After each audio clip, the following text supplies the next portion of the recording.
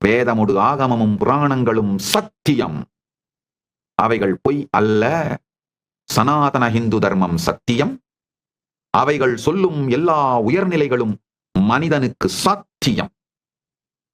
Multiple Puranas different reference centres use பண்ணாலும் consistent ரேஷியோவை தான் ஈல்ட் ஆகுதுங்க. ஃபைனலா ரேஷியோ போட்டோம்னா இது மொத்தமும் புனைப்பு படைப்பு அல்ல, புனைதல் அல்ல அப்படிங்கறத மிக தெளிவா ப்ரூவ் பண்ணுது.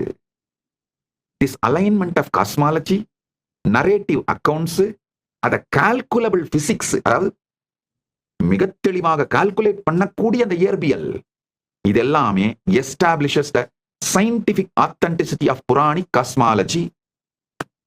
புராணங்கள் சொல்லுகிற காஸ்மாலஜியோட ஆத்தென்டிசிட்டிய சயின்டிபிக்கா நம்மளால எஸ்டாப்ளிஷ் பண்ண முடிகிறது. ஏன்னா இந்த காஸ்மாலஜியோட alignment,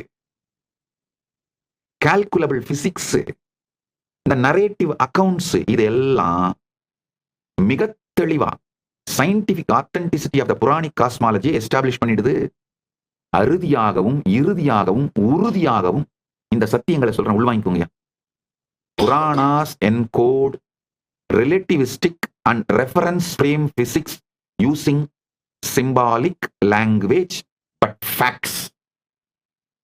By decoding the cyclic spiral time, reference-based distance, and loca-specific time dilation, we can reconstruct a coherent cosmic model that reveals the divinity to the science. புராணங்கள் மிகவும் முன்னேறிய ரிலேட்டிவிஸ்டிக் அண்ட் ரெஃபரன்ஸ் ஃப்ரேம் பிசிக்ஸை உபயோகப்படுத்தி மிக தெளிவாக இந்த சத்தியங்களை document பண்ணியிருக்காங்க. அதாவது இந்த சைக்ளிக் ஸ்பைரல் டைமை டீகோட் பண்ணி, ரெஃபரன்ஸ் பேஸ்டு டிஸ்டன்ஸை டீகோட் பண்ணி, லோகா ஸ்பெசிபிக் டைம் டைலேஷனை, கால விரிவை டீகோட் பண்ணி பார்த்தோம்னா புராணங்கள் சொல்ற இந்த காஸ்மிக் மாடலை ரொம்ப கொஹரண்டா நம்மளால ரீகன்ஸ்ட்ரக்ட் பண்ண முடியுது. இது இந்த யுகத்தின் அறிவியலுக்கு மிக தெளிவாக இந்த பரம சத்தியங்களை காட்டுகிறது. சனாதன இந்து தர்மம் சத்தியம், வேதமுடு ஆகமமும் புராணங்களும் சத்தியம். ஒரு 2-3 கதைகளை சொல்றேன், கேட்டுக்கோங்க. பிரபஞ்ச வரலாற்று பதிவுகள் தான் புராணம்.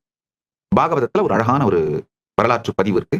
எப்படி பல ஸ்ரத்தையோடு உண்மையை தேடுகின்ற பல ஊடகங்கள் ஆலயங்களிலே பிரதிஷ்டை செய்யப்பட்டிருக்கின்ற இறைவனுடைய விக்கிரகங்களை திருமேனிங்கிற வார்த்தையால சொல்லி, செல அப்படின்ற வார்த்தையை தவிர்த்து விட்டு திருமேனிங்கிற வார்த்தையை உபயோகப்படுத்த ஆரம்பிச்சிருக்காங்களோ, ரொம்ப நல்ல ஊடகங்கள் ஆலயங்களிலே பெருமான் அர்ச்சாவதாரமாக எழுந்தருளி இருக்கின்ற அந்த விக்கிரகங்களை திருமேனி என்கின்ற வார்த்தையாலே சொல்ல துவங்கி இருக்கிறார்கள். அது மிகப்பெரிய எனக்கு சந்தோஷத்தை கொடுக்குது. அதே மாதிரி அந்த ஊடகங்கள் எல்லாம் தயவு செய்து இதுக்கு மேல புராணத்தை பிரபஞ்ச வரலாறு என்கின்ற வார்த்தையாலே சொல்ல வேண்டும் என்று வேண்டுகோள் வைக்கின்றேன். அதாவது இந்து மதத்தை ஸ்ரத்தையோடு ஏற்றுக்கொள்ளுகிற எல்லோருங்க, எல்லா ஸ்ரத்தையோடு இருக்கின்ற இந்துக்களும் தயவு செஞ்சு புராணங்களை ஆங்கிலத்துல மித்துன்னு டிரான்ஸ்லேட் பண்ணாதீங்க, மித்தாலஜின்னு சொல்லாதீங்க. பிரபஞ்ச வரலாறுங்கிற வார்த்தையை மட்டும் உபயோகப்படுத்தி சொல்லுங்கள். காஸ்மிக் ஹிஸ்டரி, பிரபஞ்ச வரலாறு, ஆங்கிலத்துல cosmic history, history of the universe அப்படிங்கிற வார்த்தைகளால சொல்லலாம். தமிழ்ல பிரபஞ்ச வரலாறு அப்படின்னு சொல்லலாம்.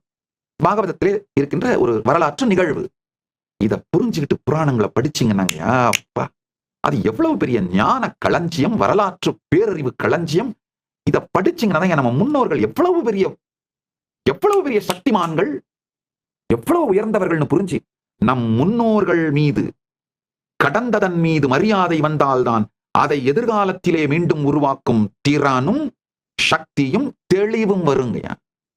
நல்லா புரிஞ்சுக்கோங்க.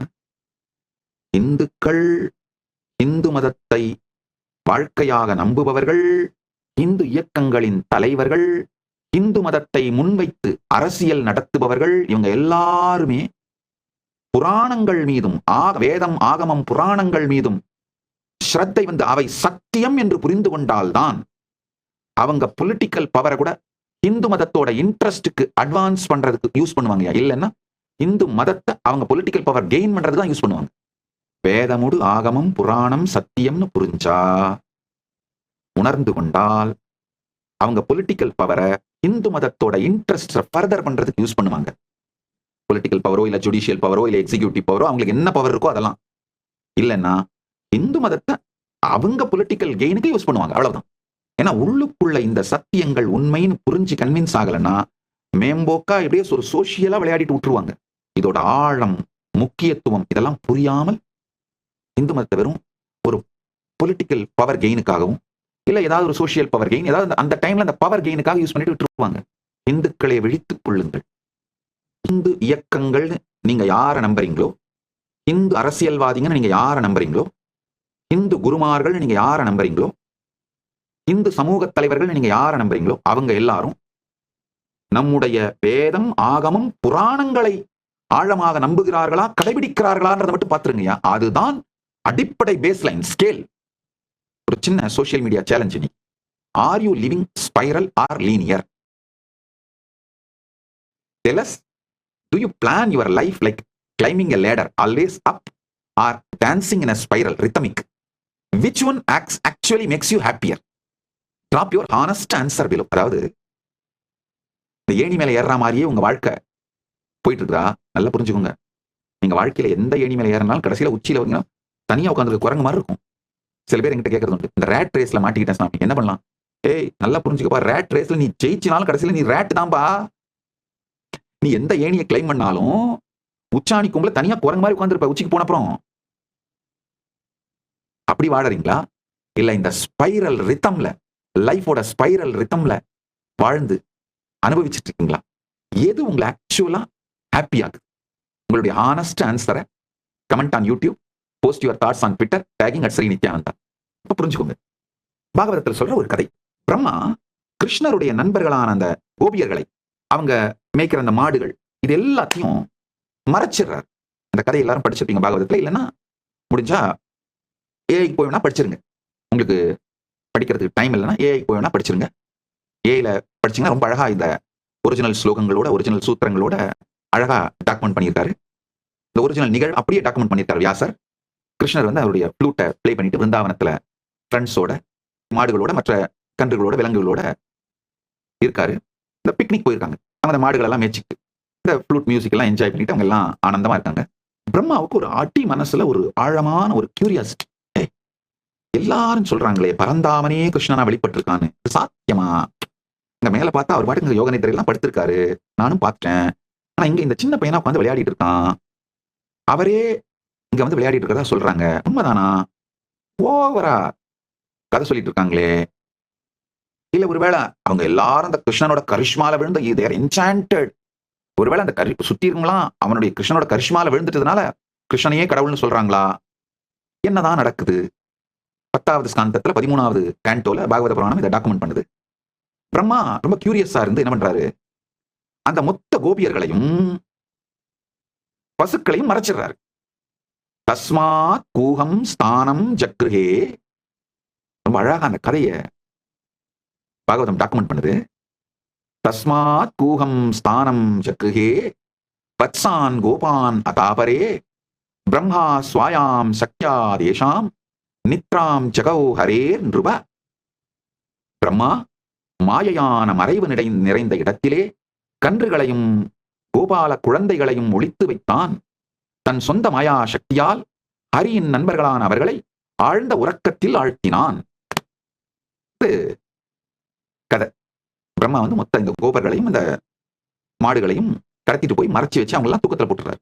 கிருஷ்ணன் தன்னுடைய பரமசக்தியினாலே, தன் இருப்பின் சாநித்தியத்தின் சக்தியினாலேயே மொத்தமா அந்த கோபர்கள், மாடுகள் அனைத்தாவும் மாறி அவர் பாட்டுக்கு மொத்த பிருந்தாவனத்தோட வாழ்க்கையும் இயற்கையா நடத்திட்டு இருக்காரு.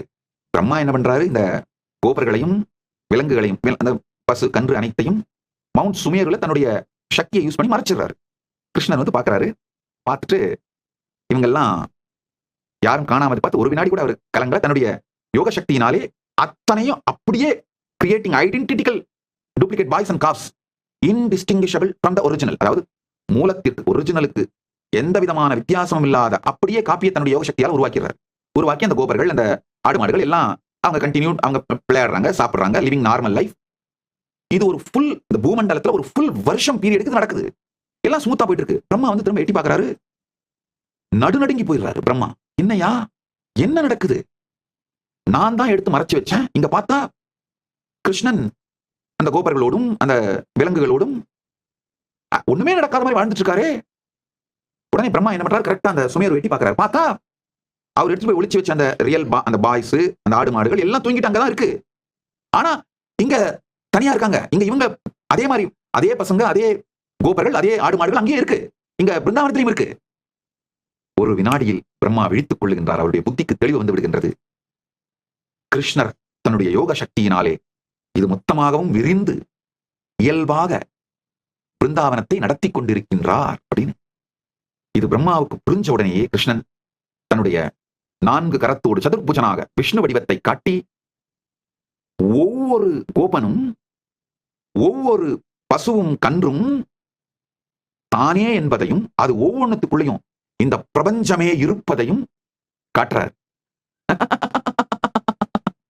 பிரம்மா நடுநடுங்கி போய் கிருஷ்ணனுடைய மகிமையை துதித்து போற்றி தன்னுடைய தவறை ஒப்புக்கொண்டு பெருமானை சோதித்ததற்கு மன்னிப்பு கேட்டு அந்த ஒரிஜினல் கோபர்களையும் இந்த விலங்குகளையும் எல்லாத்தையும் ரிலீஸ் பண்ணி விட்டுறாரு. இந்த கிருஷ்ணர் மேனிஃபெஸ்ட் யோக சக்தியால மேனிஃபெஸ்ட் பண்ணாரு. அவங்க எல்லாம் அவருக்குள்ளேயே மறைஞ்சிடறாங்க. அவருக்குள்ளேயே திரும்பி எடுத்துறாங்க. எடுத்துட்டு நார்மல்சியை ரீஸ்டோர் பண்ணிடுறாரு கிருஷ்ணன் பிருந்தாவனத்துல. முதலியே நார்மல்சியில தான் வச்சிருந்தாரு. இப்ப எடுத்துட்டு ஒரிஜினல் நபர்களை விட்டுட்டு நார்மல்சியை மேனேஜ் பண்ணிடுறாரு. க்ஷணம் ஆகதோ பிரம்மா தம் திருஷ்ட்வா விஸ்மிதம் மானசக ஏகவர்ஷம் கிருதம் தஸ்ய கோபானாம் வத்சவத்சலாஹா. ஒரு கணமே சென்றதாக நினைத்து திரும்பி வந்த பிரம்மா அதை பார்த்தவுடன் வியப்பில் ஆழ்ந்தான். அவன் இல்லாத அந்த ஒரு கணம் கோபாலர்களுக்கும் கன்றுகளுக்கும் ஒரு முழு வருடம் ஆகிவிட்டதை கண்டான். இது வரலாறு, நடந்த வரலாறு. இந்த டைம் டைலேஷனை பத்தி உங்களுக்கு தெளிவா புரிய வைக்குது. பிரம்மாவுக்கு வந்து ஒரு க்ஷணம் அவர் நினைச்சது இங்க ஒரு வருடம், பூலோகத்துல ஒரு வருடம். ஆக்சுவலா அவர் பூலோகத்துல தான் மறைச்சு வைக்கிறாரு. ஆனா அவருக்கு வந்து ஒரு க்ஷணம் தான் மறைச்சு வச்சுதான் அவர் நினைச்சாரு. ஒரு க்ஷணத்துக்குள்ள திரும்பி பார்க்கும்போது இங்க ஒரு வருடம் ஆயிருந்து. ஆனா அந்த ஒரு வருடத்தாலே இந்த மாற்றமும் இல்லாமல் கிருஷ்ணன் தன்னுடைய யோக சக்தியினாலே இந்த லீலையை நடத்திட்டு இருக்கார். இந்த டைம் டைலேஷனை பத்தி நீங்க புரிஞ்சுக்கிறதுக்கான வரலாற்று பதிவு. வெறும் இந்த 28 நாள் மட்டும் எனக்கு கொடுங்க. எனக்கு கொடுங்கன்னா நான் உடனே உங்களை ஆசிரமத்துக்கு வந்துருங்கலாம் கூட கூப்பிடல. அப்படி வந்திருக்க முடிஞ்சா வாங்க. கைலாசா திருவண்ணாமலையோட கதவுகள் திறந்தே இருக்கின்றன. இலவசமாக பரமசிவசேனை நிகழ்ச்சி நடக்குது. உணவு, தங்குமிடம், வகுப்புகள் அனைத்தும் இலவசமாக கொடுத்து வகுப்பு கொடுக்குறேன். அது 5 லட்சம் ரூபாய் பெருமானுடைய ப்ரோக்ராம் இலவசமா கொடுக்குறேன். அது ஒரு பக்கம். 2வது, இந்தியா முழுக்க யாத்திரை பண்ணணும்னு நினைக்கிறவங்களுக்கு, பரிவராஜ யாத்திரையா போகணும்னு நினைக்கிறவங்களுக்கு இந்த 1 மாத வகுப்பையும் இலவசமா கொடுத்து 5 லட்சம் ரூபாய் பெருமானுடைய வகுப்பையும் இலவசமா கொடுத்து நீங்க யாத்திரை போறதுக்கு குறைந்தபட்சம் 1 லட்சமாவது ஒவ்வொருவருக்கும் செலவழிக்கின்றேன். கைலாசா திருவண்ணாமலையில் நடைபெறும் பரமசிவசேனா பயிற்சி முகாமில் இணையுங்கள்.